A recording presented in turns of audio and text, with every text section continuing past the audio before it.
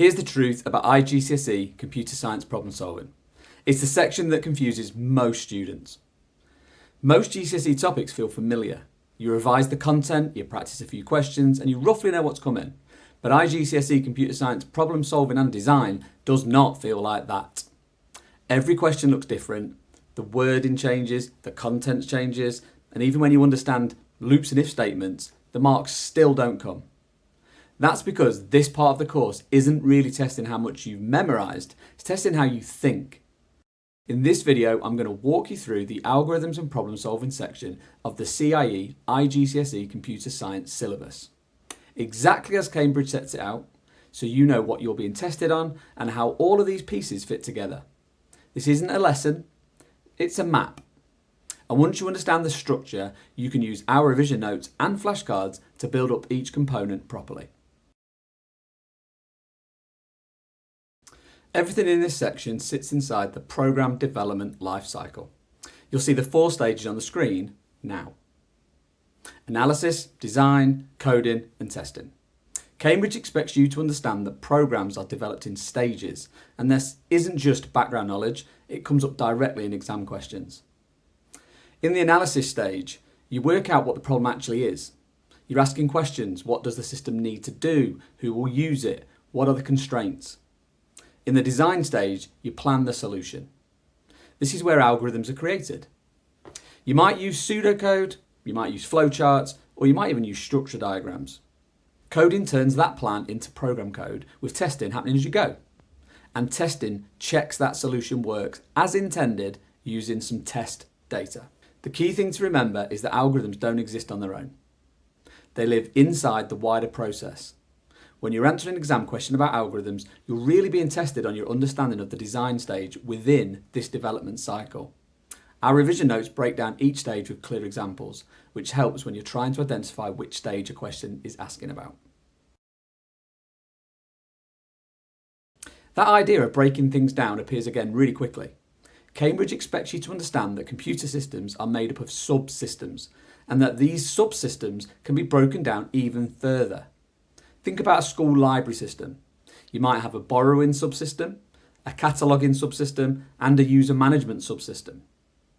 Each of those can be broken down again. The same thing applies to problems. You don't solve everything at once. You decompose the problem into smaller parts, and when you do that, you naturally start thinking about things like inputs, processes, outputs, and storage. Let's use a simple example. If you're designing an algorithm that calculates the average score from a test results, the inputs would be the individual scores, the process would be adding them together and dividing, and the output would be the average. And the storage would track the running total and the count. This thinking happens before any algorithm is written. If algorithm answers ever feel messy or hard to follow, it's often because this stage was rushed or skipped. Cambridge also checks whether you understand what an algorithm is actually doing. You might be given an algorithm and asked to explain its purpose. This is where some students really panic and they start describing every single line. That is not what you're being asked to do. You're expected to explain what the algorithm is trying to achieve, describe the processes involved, and link the inputs to the outputs. Really think big picture here, not a line-by-line commentary. A good answer might sound like this. This algorithm takes a list of numbers as input, searches through them to find the largest value, and outputs the maximum value. The mark scheme rewards understanding of the overall goal. Save the line-by-line analysis for trace tables. This is exactly the kind of skill you develop by working through our exam questions with SmartMark AI feedback. It shows you where your explanations are too detailed or not focused enough. Quick question, which part trips you up the most right now? Is it understanding algorithms? Is it designing the solutions? Is it trace tables? Or is it the writing the code itself? Let us know in the comments. Everyone has a weak spot here, and that's completely normal. One part of the syllabus that causes a lot of unnecessary stress is standard methods of a solution. The good news is that Cambridge limits this to really specific, familiar patterns. You'll see them listed on the screen now.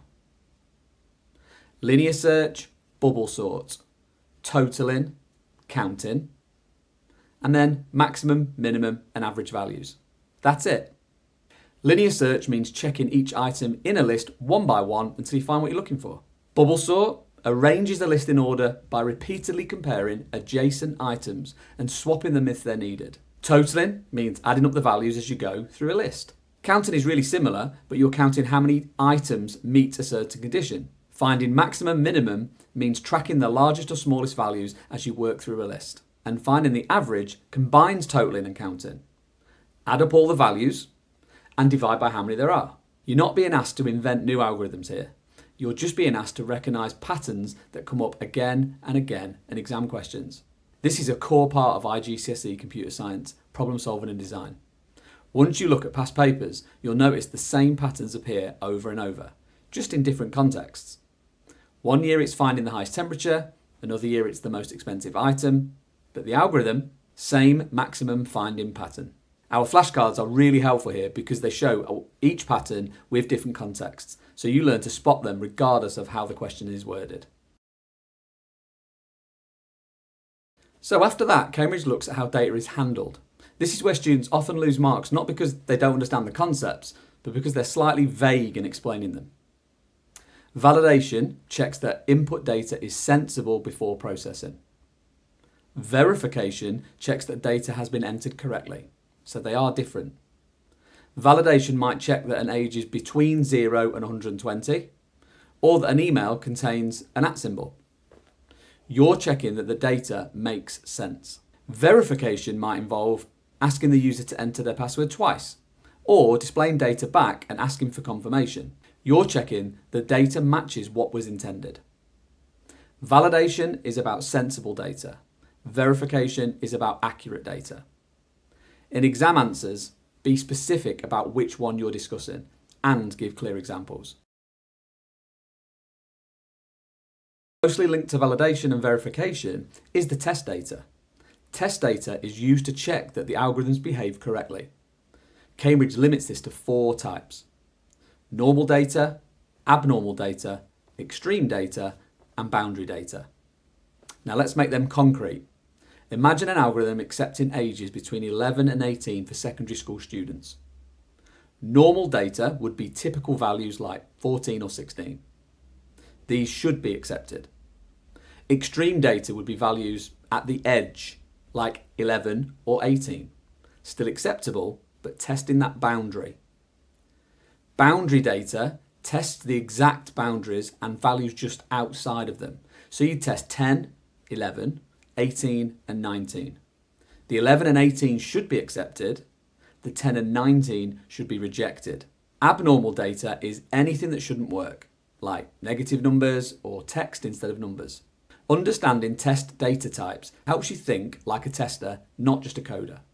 This is one of those topics where our target tests are particularly useful. They focus specifically on test data questions, so you can practice identifying which type to use in different scenarios. Another tool you're expected to use is trace tables.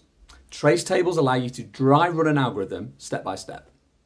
They help you track variables, outputs, and any user prompts as the algorithm runs. If you're tracking a loop that counts to 10, your trace table would have columns for the counter variable, any conditions being checked, and any outputs. Each row represents one step through the algorithm. The key is recording the state of every variable at each step. This means if something goes wrong, you can pinpoint exactly where. Trace tables are slow and they're careful, but they can stop you guessing under exam pressure, which rarely ends well. Students often think that they're a waste of time, but in an exam, trust me, those few minutes can be the difference between identifying a logic error correctly or 0 marks. Cambridge also tests your ability to identify errors in algorithms. This includes syntax errors, logic errors, and runtime errors. Syntax errors are mistakes in the code structure, like you forgot a bracket, the program does not run. Logic errors mean the program runs, but it doesn't do what you thought it was going to do. Maybe your loop counts 1 too many times. These are much harder to spot because the program doesn't crash. It doesn't tell you that there's a problem. It just gives you the wrong answer. Runtime errors happen while the program is running, like dividing by 0. You're expected to identify the error, explain its effect, and possibly suggest how it could be corrected. Simply saying it doesn't work won't score you any marks. Cambridge wants specificity. Line 5 contains a logic error because the condition should be less than, not less than or equal to, which causes the loop to run one extra time. That's the level of detail that gets full marks. All of this comes together when you're asked to write or amend algorithms. You may need to do this using pseudocode, program code, or even flowcharts. And this is where IGCSE Computer Science problem solving and design really turns into marks. What Cambridge is looking for is clarity, clear logic, clear structure. That means using sensible variable names, structuring your loops and conditions logically, including comments if it's helpful, and making sure your algorithm actually solves the problem you've been asked to solve. Now, this last point sounds obvious, but it's surprisingly easy to write a perfectly good algorithm that doesn't quite match the question. Always reread the question before you finish. When amending an existing algorithm, don't rewrite the whole thing unless you have to. Cambridge usually wants a specific change, and you'll get more marks for a precise, minimal edit. This is where the practice really matters. You need to see different question styles, try your answers, and get feedback. Working through past papers with full solutions is the best way to see how Cambridge expects algorithms to be structured. Okay, so here's the big picture. Algorithms and problem solving isn't random. It follows a structure, uses familiar patterns, and rewards clear thinking. This video was just an overview. It's about understanding what's in the syllabus and how it all fits together. The program development lifecycle gives you the framework. Problem decomposition breaks down the tasks. Standard methods gives you the patterns. Test data, trace tables, and error identification give you the tools to check your work. And writing algorithms brings it all together. So if you're now thinking, well, I understand the structure, but I need practice, that's exactly the right place to be. The links below will take you to our full range of resources. Revision notes that explain each concept clearly, exam questions organised by topic, flashcards for quick recall of standard methods, target tests that focus on your weak areas, and mock exams when you're ready to put it all together. If you want instant feedback on your algorithm answers, try our SmartMark AI tool. It analyses your responses and it tells you exactly where you're losing marks. Start with the standard methods section. That's where most students see quick improvement. And here's the thing. Every programmer started by feeling confused by algorithms. The difference is they kept practicing. You're already ahead by understanding this structure. So if this helped, let us know in the comments and subscribe for more CIE IGCSE Computer Science support that actually works.